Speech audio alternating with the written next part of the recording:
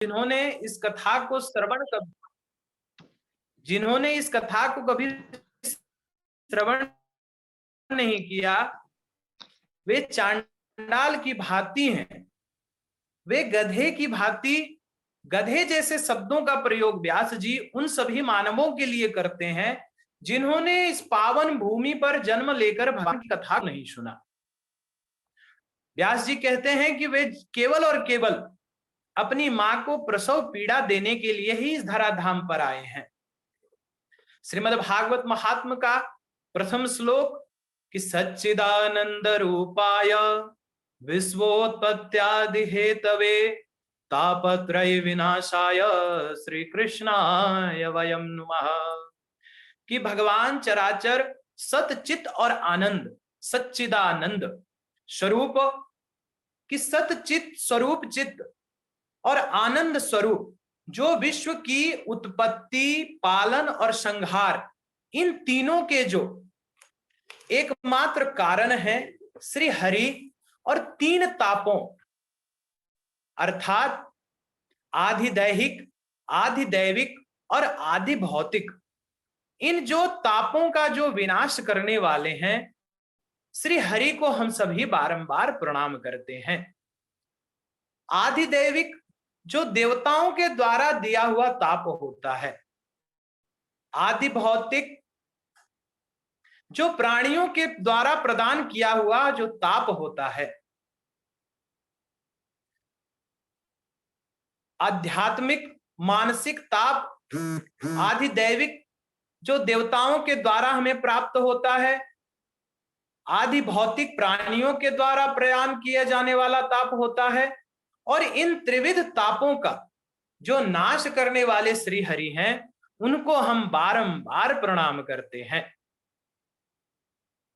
दूसरा श्लोक कि यम प्रवजन्तमनुपेतमपेत कृत्यम द्वैपायनो विरह कातर्वा जुहाव पुत्रेति तन्मयतया तरवोभिनेदुस् तम सर्वभूत हृदयम मुनिमान तोस्मि।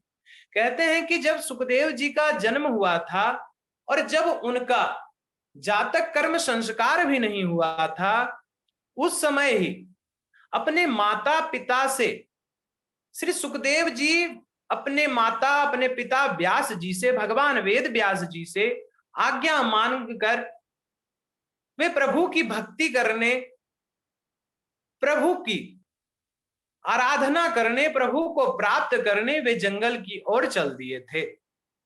और उनको जाता देख व्यास जी बड़े ही आतुर हो गए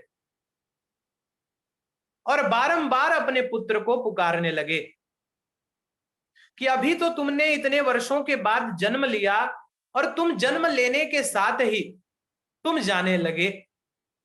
इस प्रकार व्यास जी को आतुर होता हुआ देखकर वहां जितनी लताएं थी, जितने पेड़ पौधे थे, वे सभी व्यास जी को कहते हैं कि व्यास जी आप इतने परम ज्ञानी होकर, त्रिकालदर्शी होकर इस प्रकार पुत्र मोह में आप पड़े हुए हैं, आप हमें देखिए, हम पर न जाने कितनी बार कितने फल लगते हैं और वे पुनः गिर जाते हैं, सड़ जाते हैं, किंतु हम इस संसार के चक्र के बंधन में नहीं बंधते। हमारा जो कार्य है हम पुनः उसी प्रकार से करते रहते हैं, अतः आपको भी पुत्र शोक नहीं करना चाहिए। अनेक विद्वानों ने यह तर्क दिया है कि व्यास जी जब अपने पुत्र मोह के कारण जब वे जाने लगे, तो क्या व्यास जी इतने परम ज्ञानी होकर वेद व्यास जी वे पुत्र मोह में फंस गए थे? विद्वानों ने कहा कि यह व्यास जी को यहां गलत समझना उचित नहीं है। विद्वानों ने कहा कि किसी समय की बात है, मंदिर में आकर कोई व्यक्ति नित्य प्रति हर रोज सुबह शाम आकर भजन कीर्तन करते थे। श्री हरि में उनका अनन्य भाव था, एकाग्रचित्त होकर भजन किया करते थे, भगवान के नाम का स्मरण किया करते थे। एक दिन उनको किसी ने मंदिर में आकर सूचना दिया कि आपका पुत्र जंगल में पशुओं को चराने गया था और वहीं बाघ ने, शेर ने उसका शिकार कर लिया। उन महात्मा जी के हाथ से मंदिर में ही जो कीर्तन कर रहे थे, उनके हाथ से करताल छूट गया और वे इतने आतुर हो गए, इतनी चिंता करने लगे कि वे बेसुध होकर वहीं गिर पड़े। जब लोगों ने इस वृतांत को देखा तो उन्होंने कहा कि देखो, यह अपने आप को भगवान का अनन्य भक्त मानता था, कहता था कि मैं माया मोह से परे हो चुका हूं, केवल और केवल भगवान ही मेरे हैं। वह पुत्र मोह में देखो उसके हाथ से करताल छूट गई और वह बेहोश होकर गिर पड़ा है। मंदिर के पुजारी जी ने कहा कि ये पुत्र मोह में बेसुध नहीं पड़े हैं, इनको इस बात की चिंता लगी पड़ी है कि आज इनका पुत्र मृत्यु को प्राप्त हो गया है, अब इन्हें आने वाले दिनों में सूतक लग जाएगा और ये भगवान के मंदिर नहीं आ सकेंगे, और भगवान के मंदिर नहीं आ सकेंगे तो ये भगवान को अपने द्वारा रचे हुए भजनों से किस प्रकार प्रसन्न करेंगे। इस चिंता के कारण, पुत्र मोह के चिंता के कारण नहीं, भगवान से के वियोग के कारण वे बेसुध होकर पड़ गए हैं। इसी प्रकार से व्यास जी महाराज सुखदेव जी के वियोग में इस कारण से वे विचलित नहीं हुए कि उनका पुत्र जा रहा है। वे तो त्रिकालदर्शी थे, परम विद्वान थे, 18 पुराणों के रचयिता हैं। वे तो इस कारण शोकाकुल थे, कितने वर्षों के बाद यह मेरा पुत्र जन्म लिया है और यह स्वयं भगवान का ही स्वरूप है। यदि यह 2 क्षण रुकता तो भगवान की भक्ति की बातें इससे मैं कर सकता, भगवान के बारे में इससे पूछता, भगवान के नाम का संकीर्तन इसके साथ करता। इसलिए व्यास जी अपने पुत्र मोह के कारण वे इस प्रकार से व्याकुल हो गए थे। यह मेरा परम सौभाग्य था कि आप सभी विद्वत जनों के समक्ष बैठकर, भगनी परम बंधुओं के समक्ष बैठकर इस श्रीमद् भागवत के महात्म का वर्णन करने का मुझे सौभाग्य प्राप्त हुआ। श्री गुरुदेव जी के चरणों में मेरा बारंबार प्रणाम है, जिन्होंने जीवन के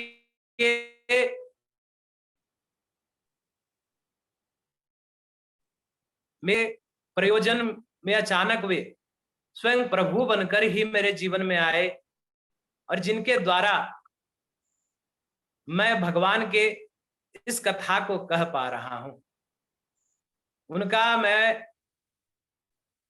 अनन्य भाव से धन्यवाद करता हूं कि जिन्होंने मेरे जीवन के को इस दिशा को प्रदान किया है।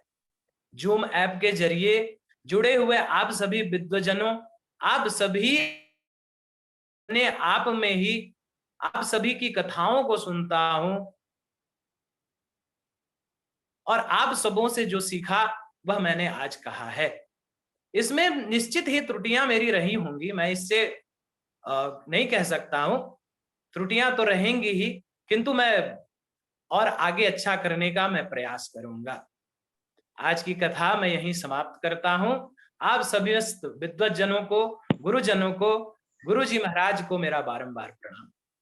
जय श्री राधे, जय श्री कृष्ण। बहुत सुंदर विशाल जी आपने बताया, महत्व बताया, महत्व का अर्थ इस श्लोकों के साथ कथा और कहानी के सभी।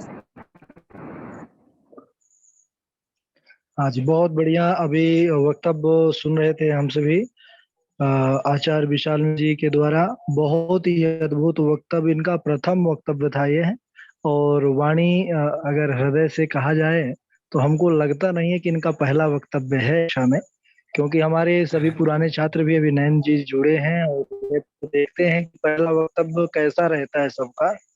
और इन्होंने जिस प्रकार से अद्भुतता के साथ, भाव और सरलता के साथ वक्तव्य कहा है, वह अद्भुत है। यह भगवान की इनके ऊपर विशेष कृपा ही है और विशेष लगन जो भगवान तथा भगवान के कथाओं से और हम सब से, वह इसका ही प्रभाव है कि इतना बढ़िया इन्होंने के साथ सुंदर प्रस्तुति दी। हम बहुत प्रसन्न हैं, बहुत प्रसन्न हैं। ठाकुर जी के चरणों में यही निवेदन करते हैं कि उत्तरोत्तर ऐसे ही वृद्धि होती रहे। खूब बढ़िया से बढ़िया प्रवचन सुनाएं आप हम सबको। खूब मेहनत के द्वारा भागवत के विविध चरित्र रहस्यों को हम सब में प्रकट करें और ऐसे ही सुमधुर वाणी के द्वारा। बहुत बहुत साधुवाद आपको, बहुत बहुत प्रणाम सरकार।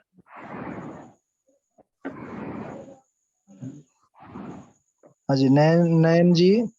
जी जी गुरु जी, बड़ी अद्भुत व्याख्या गुरु जी, प्रणाम जी। बहुत आनंद आ गया गुरु जी। जी जी, हृदय जो था हलादित हो गया जी। धन्यवाद, धन्यवाद श्रीमान, आपने भी प्रथम बहुत अच्छा कहा था। प्रथम बार में ही इन्होंने जो है एक अच्छा लेवल जो शतक रहता है गुरु जी, उसको भी पार कर गए भैया जी। हाँ, बहुत बहुत बढ़िया। बहुत सुंदर, चलिए, बहुत सुंदर सुनाया है श्लोकों को, अर्थ बताए। धन्यवाद, आप सबों का धन्यवाद। लेकिन आप सभी कब बड़े से प्रसन्न हैं। कथा जी, कथा पाठशाले में कब से जुड़े हुए, कितने महीने? मैं अभी ही जुड़ा हूँ, 1 हफ्ते हुआ है मेरा। बहुत अच्छा, बहुत अच्छा, बहुत मतलब बहुत बड़ी मतलब कृपा है कि आपने 1 हफ्ते में इतनी प्रैक्टिस है, मतलब भगवान की कृपा है तब आप ऐसा बोल रहे हाँ जी, धन्यवाद। हैं। माइक के सामने तो आदमी सब कुछ घबरा जाता है। हाँ, वही मुझे भी काफ़ी समय लगा, मैं तो इस प्रकार कभी कथा सबसे किया बड़ी नहीं बात हूँ। सबसे बड़ी बात है कि ये सामने देख करके, है ना, वक्तव्य किए हैं श्रोताओं की तरफ, और श्रोता की तरफ करके कथा कहना ही वक्ता का विशेष गुण है। और अगर नीचे दृष्टि जाती है तो कहीं ना कहीं वह संपर्क श्रोताओं से टूटता है और रस में कमी आ जाए। ठीक है। बिल्कुल गुरु जी। हाँ, ऐसे ही बढ़िया से तैयारी सबको करना है। आज तो आनंद आ गया। कल इनका कल अवकाश रहेगा प्रतिपदा का। नंद किशोर जी का नंबर है, अब वह भी तैयारी करके देंगे। जी गुरु जी, आपने बढ़िया बोला कि जो संपर्क रहता है वो श्रोताओं से जो है समाप्त हो जाता है। जी जी, भैया जी सामने देख करके बोले। हाँ जी, हाँ। पहली बार में सबसे अच्छा मैं यही लगा कथा में कि वो सामने देख करके बोले भैया जी। हाँ, बिल्कुल धन्यवाद बिल्कुल। श्रीमान। और बहुत सारे श्लोक, 1 हफ्ते में इतने सारे श्लोक, तो ये बहुत बड़ी काबिल तारीफ मानता हूँ। हाँ जी, हाँ जी। सबों का बारंबार धन्यवाद मेरा।